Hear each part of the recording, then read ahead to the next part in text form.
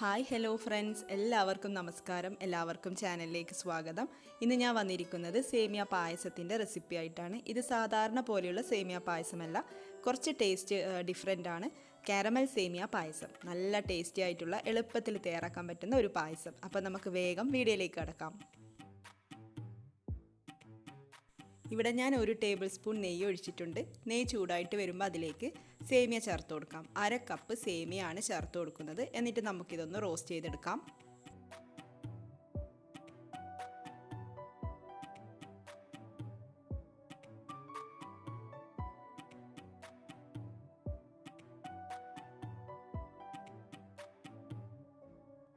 സേമിയ ഒന്ന് ചൂടായിട്ട് വരുമ്പോൾ ഇതിലേക്ക് കാഷ്യൂനട്ട് ചേർത്ത് കൊടുക്കാം. ഞാനിവിടെ 1 ടേബിൾ സ്പൂൺ കാഷ്യൂനട്ട് ചേർക്കുന്നുണ്ട്. കിസ്മിസ് ചേർക്കുന്നില്ല. അപ്പോൾ നിങ്ങൾക്ക് താല്പര്യമുണ്ടെങ്കിൽ കിസ്മിസും കൂടെ ചേർത്ത് കൊടുക്കാം.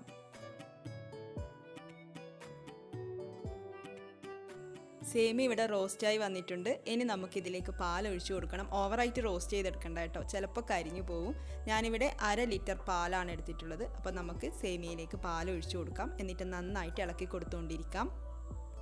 10 മിനിറ്റ്, ഇല്ലെങ്കിൽ കൂടിപ്പോയാൽ 15 മിനിറ്റ്. അതുകൊണ്ട് തന്നെ സേമിയൊക്കെ വെന്തിട്ട് പായസം ഇവിടെ റെഡിയാകും. പായസത്തിലൊക്കെ വെച്ചിട്ട് വളരെ എളുപ്പത്തിൽ തയ്യാറാക്കാൻ പറ്റിയ ഒരു പായസമാണ് സേമിയ പായസം. അപ്പോൾ എപ്പോഴും ഒരുപോലെ സേമിയ പായസം വെക്കാതെ ഇടയ്ക്ക് ഇങ്ങനെയൊക്കെ ഒന്ന് ട്രൈ ചെയ്ത് നോക്കുക. നല്ല ടേസ്റ്റിയാണ് ഈ ഒരു കാരമൽ സേമിയ പായസം. അപ്പോൾ നമുക്കിതിങ്ങനെ ഇളക്കി കൊടുത്തുകൊണ്ടേ ഇരിക്കാം കേട്ടോ.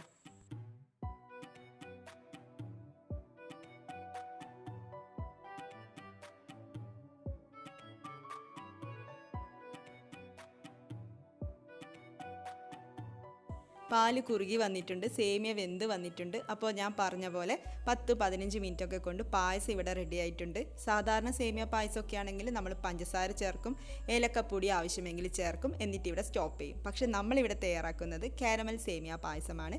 അപ്പോൾ അതെങ്ങനെയാണെന്ന് നോക്കാം. നമുക്ക് ഈ പായസം അങ്ങ് മാറ്റി വെക്കാം.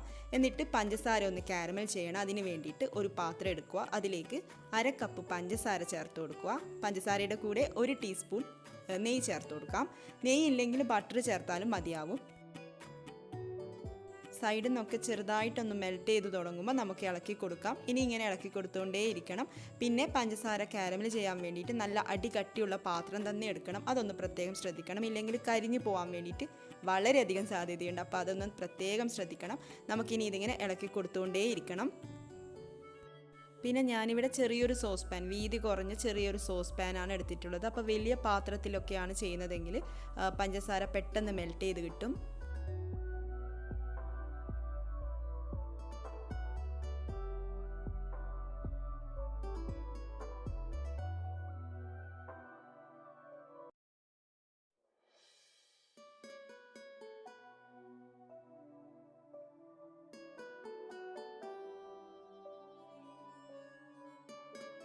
പഞ്ചസാര മുഴുവനായും മെൽട്ടായിട്ടുണ്ട്. ഇപ്പോൾ കളറൊക്കെ മാറി വന്നിട്ടുണ്ട്. ഇനിയും നന്നായിട്ട് കളർ മാറാനുണ്ട്. നല്ല ഗോൾഡൻ കളർ ആവണം.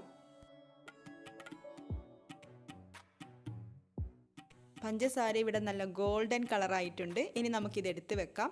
ഓവറായാലും ചിലപ്പോൾ കരിഞ്ഞു പോയിട്ട് ഒരു കയ്പ്പ് രുചിയൊക്കെ വരാൻ സാധ്യതയുണ്ട്. അപ്പോൾ നമുക്കിത് എടുത്ത് വെക്കാം. എന്നിട്ട് നേരെ നമ്മുടെ പായസത്തിലോട്ട് ഒഴിച്ചു കൊടുക്കാം. അപ്പോൾ ഒരു കൈ കൊണ്ട് ഒഴിച്ചു കൊടുക്കുകയും ചെയ്യാം, മറ്റേ കൈ കൊണ്ട് നമുക്കിത് ഇളക്കി കൊടുത്തുകൊണ്ടിരിക്കുകയും വേണം. പിന്നെ ഫ്ലെയിം ഓൺ ചെയ്യാതെ വേണം കാരമൽ സൊല്യൂഷൻ ഇതിലേക്ക് ഒഴിച്ചു കൊടുക്കാൻ വേണ്ടിയിട്ട്. ഞാനിവിടെ ലോ ഫ്ലെയിമിൽ വെച്ചിട്ടാണ് ഒഴിച്ചു കൊടുത്തിട്ടുള്ളത്. അപ്പോൾ നന്നായിട്ട് മിക്സ് ചെയ്തതിന് ശേഷം ഫ്ലെയിം ഓൺ ചെയ്ത് കൊടുത്താൽ മതിയാവും. അപ്പോൾ നമുക്കിത് നന്നായിട്ട് ഇളക്കി കൊടുത്തുകൊണ്ടേ ഇരിക്കണം. പിന്നെ ഇതിലേക്ക് ഞാൻ വീണ്ടും പഞ്ചസാര ചേർക്കുന്നുണ്ട്. അപ്പോൾ മധുരം അത്ര താല്പര്യമില്ലെങ്കിൽ ചേർത്ത് കൊടുക്കണമെന്നില്ല. ഞാനിവിടെ ഒരു 3 ടേബിൾ സ്പൂൺ കൂടെ പഞ്ചസാര ചേർക്കുന്നുണ്ട്. അത് നിങ്ങളുടെ മധുരമൊക്കെ നിങ്ങളുടെ ഇഷ്ടത്തിനനുസരിച്ച് ചേർത്ത് കൊടുക്കാം. പിന്നെ ഈ മധുരം ഒന്ന് ബാലൻസ് ചെയ്യാൻ വേണ്ടിയിട്ട് ഒരു നുള്ളുപ്പ് കൂടെ ചേർത്ത് കൊടുക്കാം. എന്നിട്ട് വീണ്ടും നന്നായിട്ട് മിക്സ് ചെയ്ത് കൊടുക്കണം. എന്നിട്ട് ഒരു 1-2 മിനിറ്റ് നമുക്കിത് മീഡിയം ഫ്ലെയിമിലിട്ടിട്ട് ഇങ്ങനെ ഇളക്കി കൊടുക്കാം.